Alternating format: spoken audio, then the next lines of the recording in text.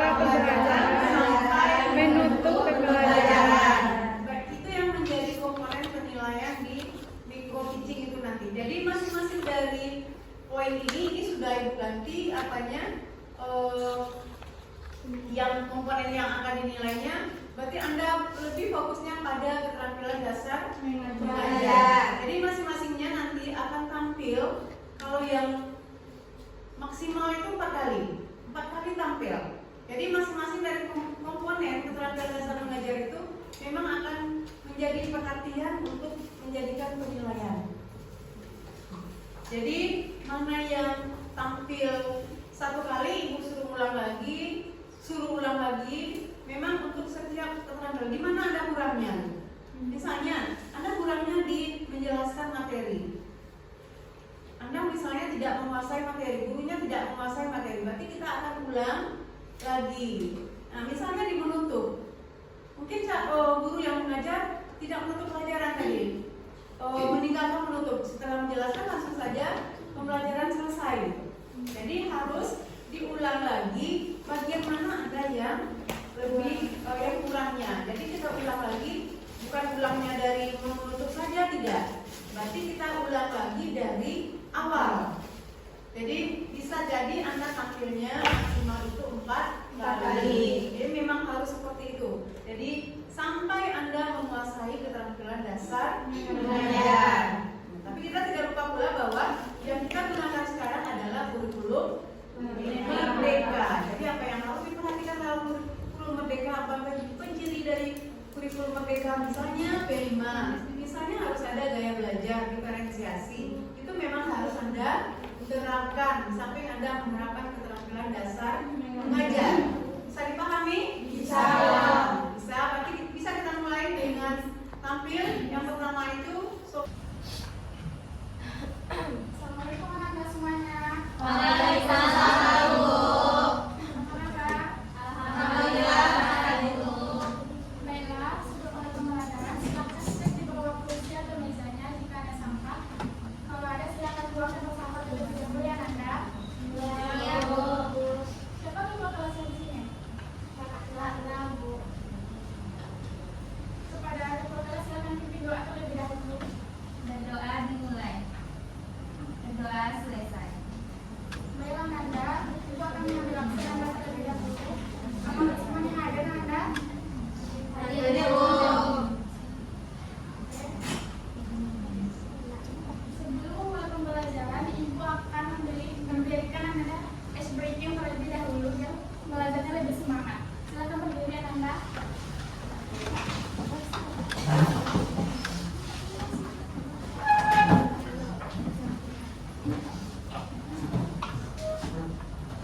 Oke, ikuti gerakan Ibu ya Anda. Ya, Bu. Menari di atas, menara di atas, menara, marina, merana. Nanti Ibu akan bikin gerakannya lebih cepat atau Ibu akan acak gerakannya. Silakan Anda ikutin ya. Ya, Bu. Marina menari di atas, menara, menara di atas, marina menari. Kurang fokus kan Anda? Iya, Bu. Oke, mulai. Marina menari di atas menara, di atas menara, marina menari. Oke, cukup kan Anda? Iya, Bu.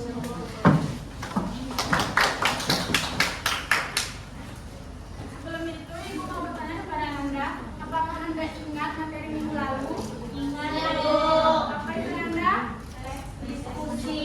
Oke, berarti Anda sudah paham apa itu tes diskusi, ciri-ciri, contoh, dan lain sebagainya. Apakah Anda sudah paham? Paham, Bu.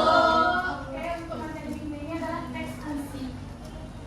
Ibu mau nanya kepada Anda, apakah Anda pernah membuat teks fungsi atau mendengar orang membaca teks fungsi? Pernah, Bu. Di mana Anda? Di YouTube, Bu. Oke,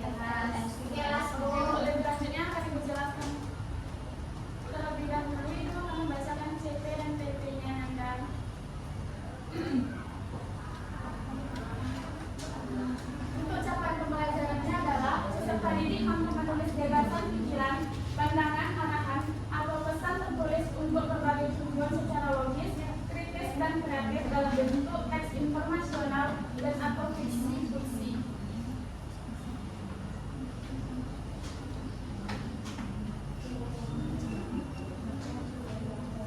Tujuan pembelajarannya ada 4, yaitu yang pertama mengidentifikasi permasalahan aktual sebagai inspirasi menulis puisi. Yang kedua, merancang dan menulis puisi menggunakan bahasa figuratif dan diksi yang sesuai. Dan yang ketiga, mengembangkan kemampuan kerjasama melalui diskusi dan refleksi puisi. Yang keempat, menyajikan puisi secara kreatif.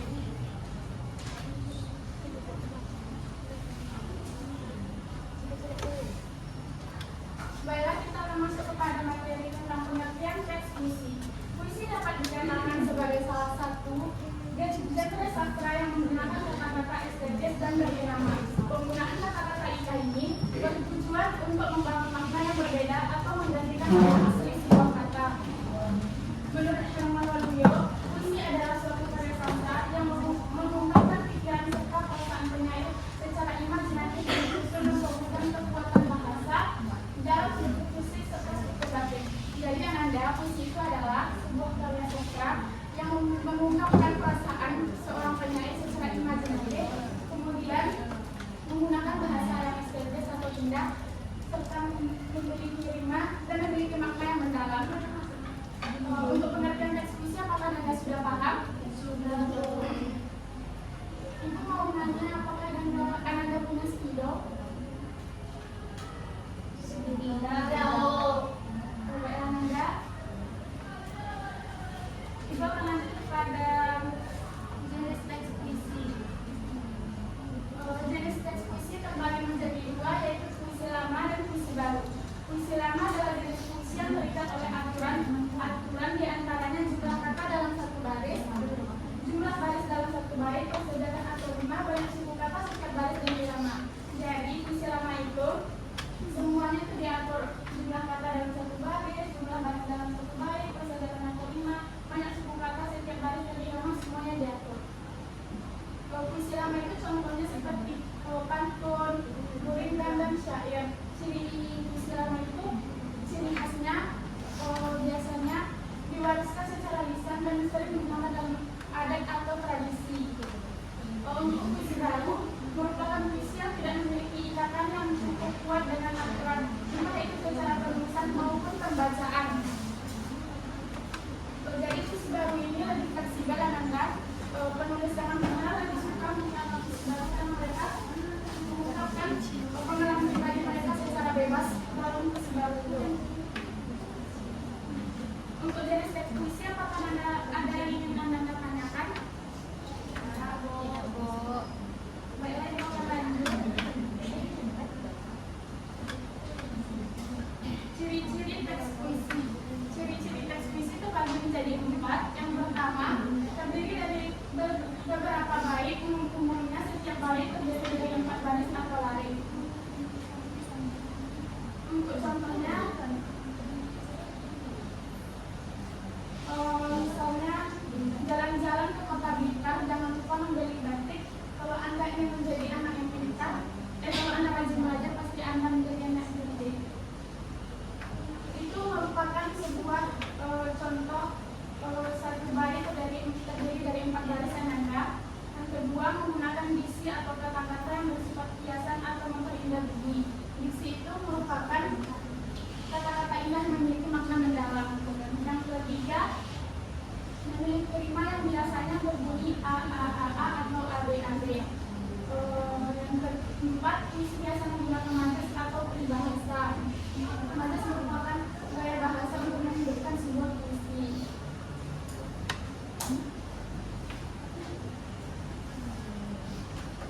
Selanjutnya kita akan masuk kepada unsur-unsur teks puisi. Unsur-unsur teks puisi terbagi menjadi 2. Puisi baru, unsur fisik puisi dan unsur batin. Yang pertama, unsur fisik puisi yaitu tipografi.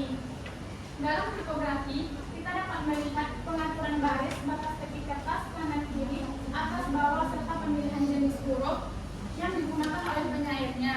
Jadi tipografi itu bentuk penulisan puisi di kertas yang anda. Yang kedua, diksi merupakan pemilihan kata yang digunakan oleh penyair dalam puisinya, yang dimaksudkan untuk mendapatkan dengan keinginan penyair tersebut.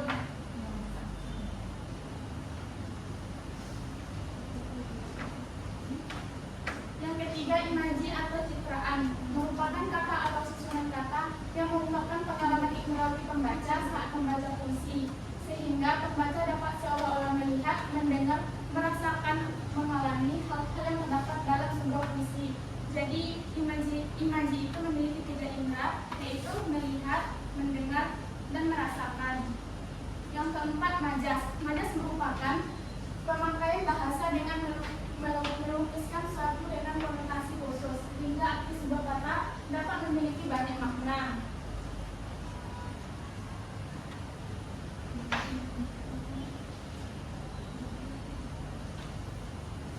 Yang kelima, kata konkret merupakan kata yang mengacu pada atau merujuk pada suatu benda atau hal yang berwujud dapat diraba, dilihat, didengar, dan dicium. Contohnya adalah seperti meja, kursi, pantai, sawah, dan lain sebagainya. Yang keenam, rima atau irama merupakan persamaan bunyi yang digunakan oleh penyair dalam puisinya dari awal hingga akhir. Apakah Anda sudah paham apa itu unsur fisik puisi? Oke, Ibu akan lanjut kepada unsur batin puisi.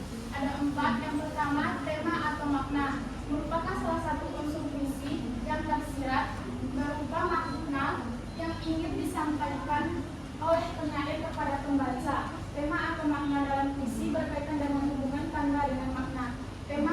Jadi tema itu adalah topik utama dalam sebuah puisi. Bisa berupa seperti tema itu kemiskinan, kesedihan, dan lain sebagainya. Yang kedua, nada. Dalam sebuah puisi, penyair dapat menyampaikan makna yang ingin disampaikan dengan nada menggurui, mendikte, merendahkan, memuji, atau lain sebagainya. Jadi nada itu adalah sikap penyair, cara menyampaikan penyair, cara menyampaikan puisi dengan bisa dengan cara menggurui atau mendikte dan merendahkan puisi. Yang ketiga, rasa merupakan sikap penyair terhadap pokok permasalahan dalam puisinya. Rasa biasanya dipengaruhi latar belakang sosial dan psikologi penyair. Yang keempat, amanat merupakan pesan yang ingin disampaikan oleh penyair dalam puisinya kepada para pembaca. Jadi amanat itu merupakan pesan moral yang ingin disampaikan penyair kepada pembacanya. Baiklah, hanya itu materi yang ingin disampaikan. Apakah ada dari Ananda yang ingin ditanyakan?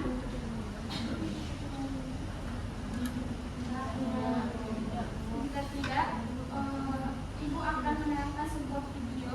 Nanti Ananda catat perasaan Ananda setelah menonton video tersebut. Kemudian emosi apa yang Anda rasakan setelah menonton video tersebut. Baik, Ibu.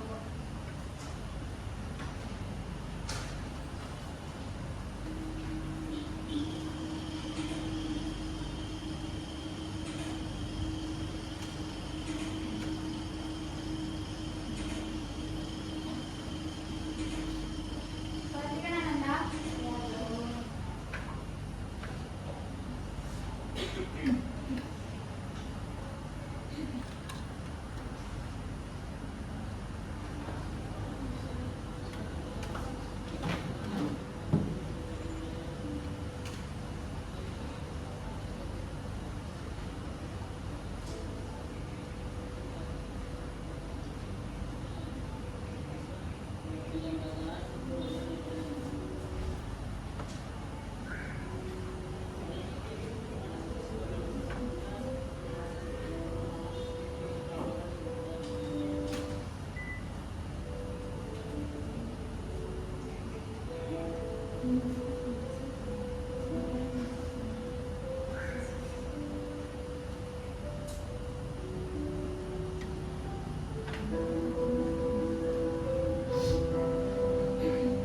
Jadi perhatikan terlebih dahulu ya.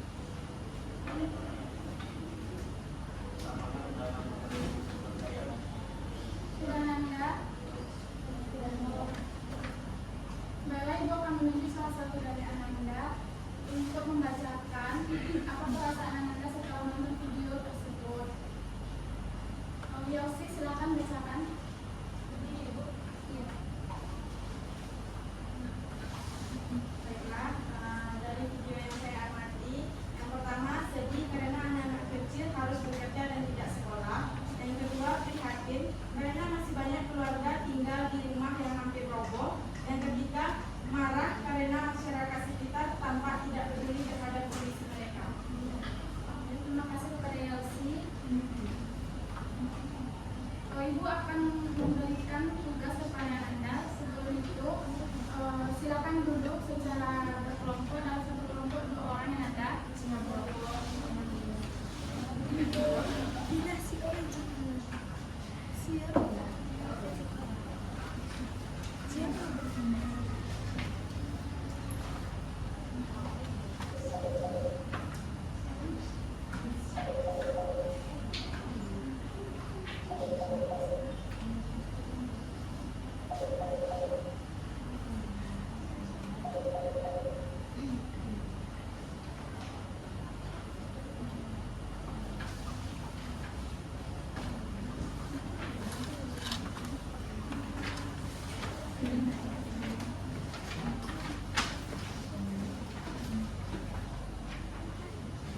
Bangun, kelompoknya silakan bangun.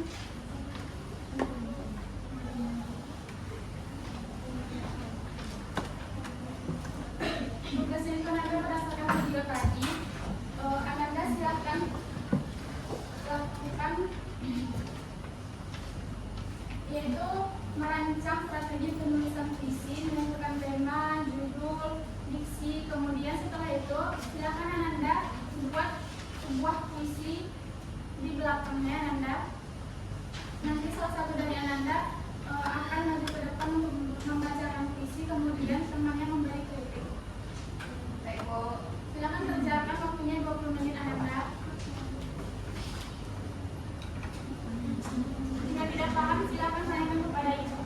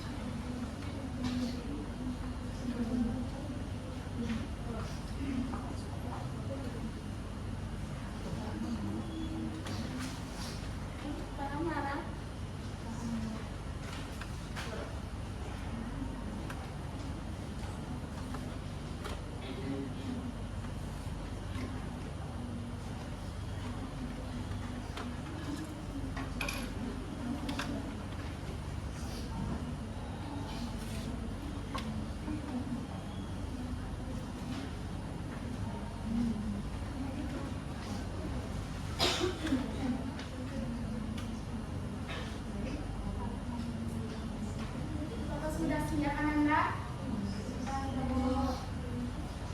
Baiklah, siapa yang maju ke depan membacakan puisi? Dini, silakan. Di sini.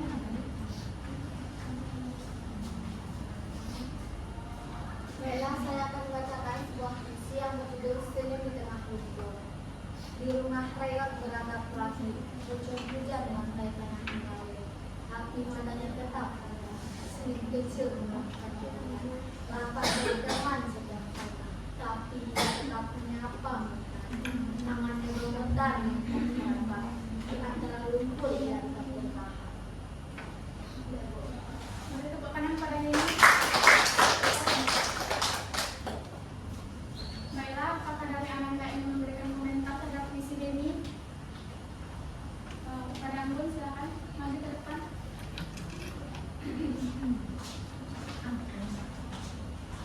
Baiklah, saya akan memberikan komentar dari puisi tadi,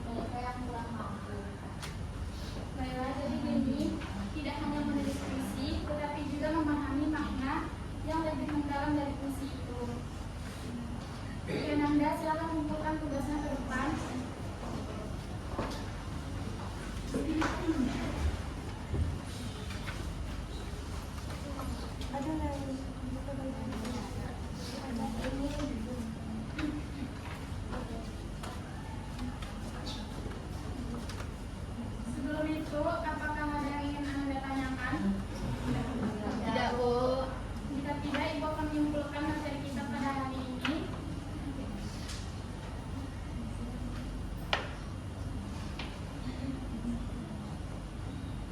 Puisi merupakan salah satu bentuk karya sastra yang mengungkapkan pikiran dan perasaan penyair secara imajinatif melalui bahasa yang indah, padat, dan bermakna. Bahasa dalam puisi bersifat kiasan estetis dan sering diikat oleh rima serta irama tertentu.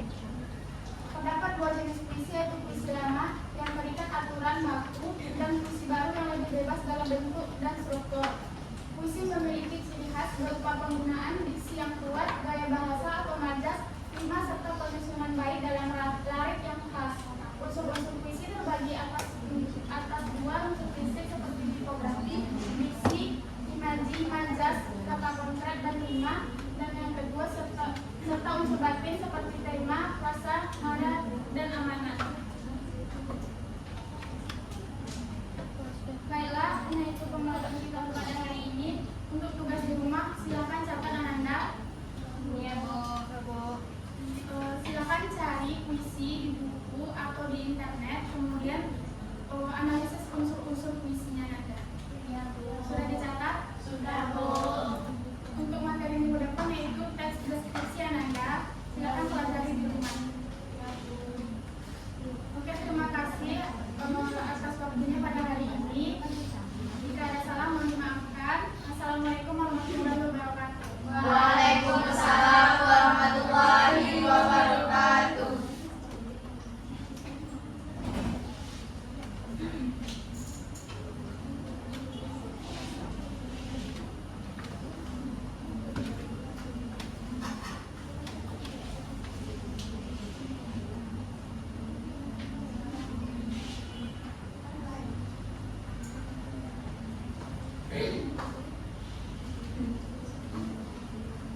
Saya pengamat dari Ibu Guru ini dalam membuka pembelajaran.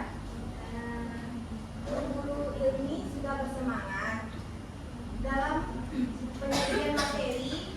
Guru Ilmi terlalu fokus ke PPT, mungkin kurang memahami materinya sehingga membuat kelas kurang semangat dan antusias untuk mendengarkan materi pembelajarannya.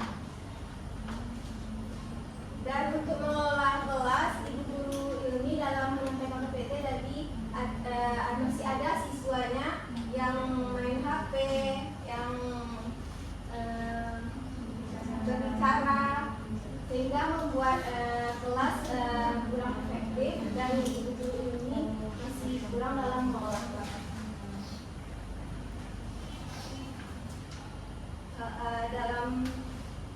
Dan tadi dalam penyampaian materi dan memberikan tugas kepada siswa, Ibu Guru Ilmi kurang memotivasi mereka untuk bertanya dan aktif juga. Itu saja.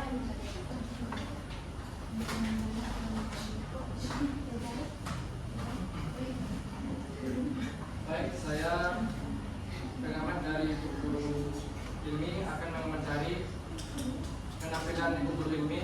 Yang pertama, guru kurang bersemangat. Yang kedua, PPT yang ditampilkan tulisannya terlalu kecil. Dan yang ketiga, guru kurang memotivasi siswa.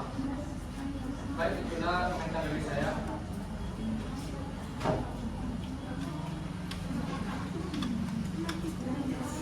Ini sudah mengulang yang berapa kali? Kedua.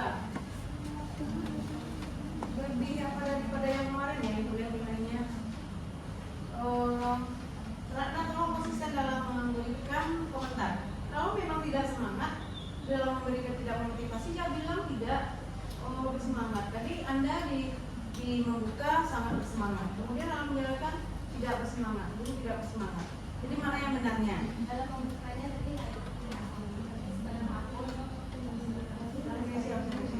dalam membukanya tadi saya dalam membukanya tadi Udah bersemangat.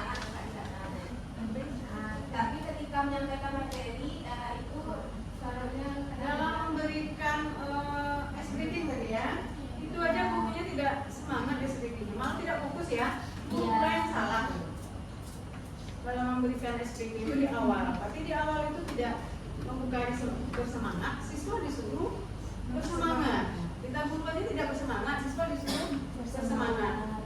Yang berikutnya, guru fokus pada PPT. Coba.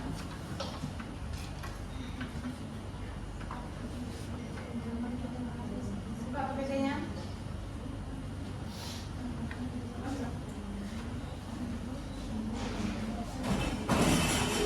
Ini tentang pengertian puisi ya. Nah, tadi gurunya, puisi dapat dikatakan sebagai gini pula tuh. Puisi dapat dikatakan sebagai salah satu yang membacakan saja. Nah, apa-apa Anda pakai PPT. Nah, berarti kita mulai ya dengan pengertian teks puisi. Nah, siapa yang tahu pengertian teks puisi? Kalau Anda tidak ada yang tahu, baik dijelaskan bahwa puisi itu dapat dikatakan sebagai salah satu genre sastra. Berarti puisi termasuk pada karya sastra. Tidak harus bacakan ini kita. Ya, begitu seterusnya sampai selesai membacakan PPT. Jadi seakan-akan guru ini mengajar bagaimana yang bisa cepat membacakan PPT. Itu tidak mengajar. Nah, berikutnya komentar Ibu.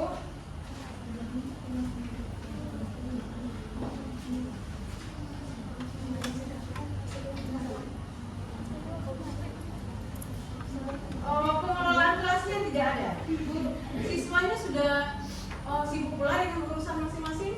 Gurunya tetap juga berbicara membacakan PPT dengan pelan pula.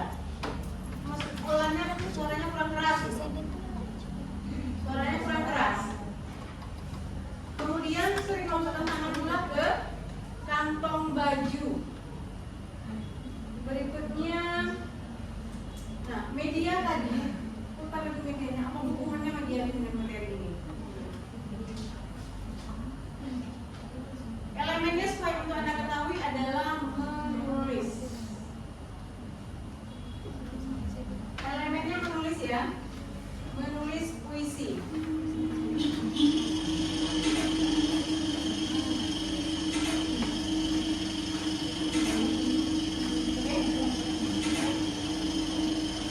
Perintahnya apa untuk ini?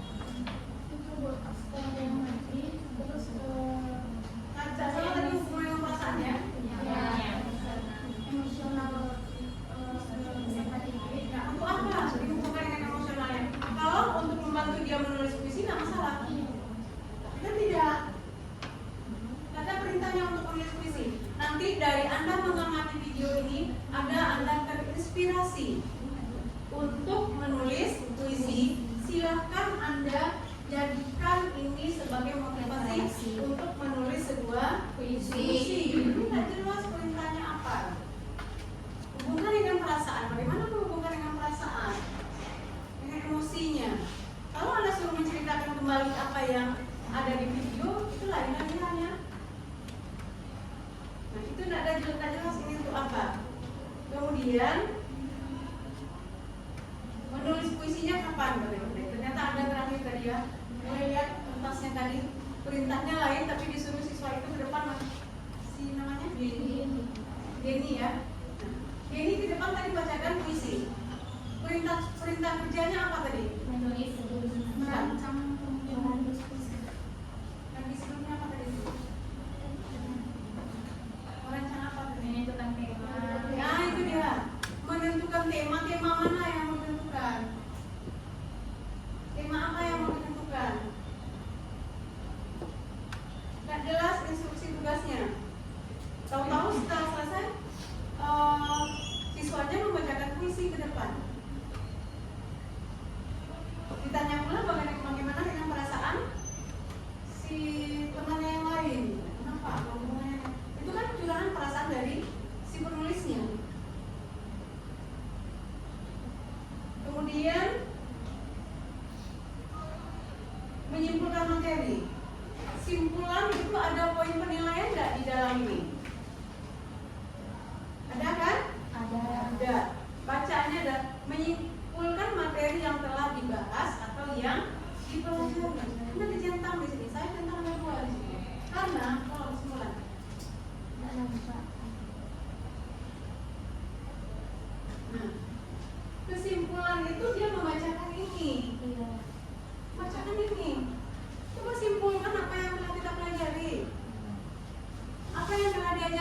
siswa.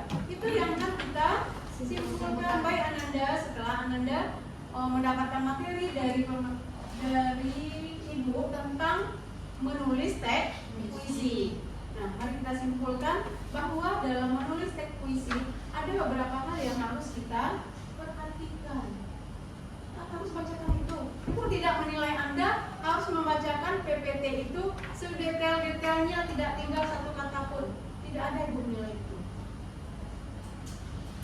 Untuk yang sampai berikutnya ya, kita tidak banyak waktu.